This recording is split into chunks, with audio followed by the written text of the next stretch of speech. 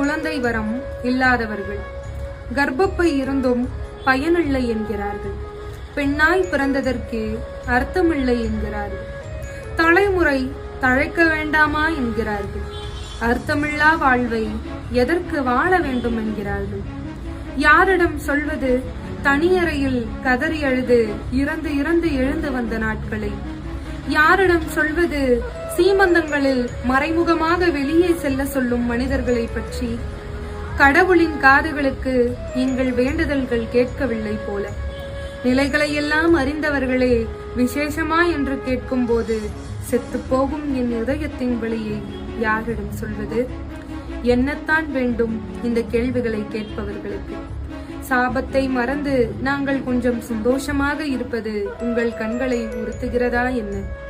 உலகுக்கெல்லாம் சொல்லிக் கொள்வது அழுது அழுது கண்ணீரே வற்றி போய்விட்டது. ஏக்கம் எதிர்பார்ப்புகள் எல்லாம் இறந்து போய்விட்டது. அவனுக்கு நானும் எனக்கு அவனும், இதுதான் வாழ்க்கையாகிவிட்டது. அவனுக்கு நானும் எனக்கு அவனும், இதுதான் வாழ்க்கையாகிவிட்டது.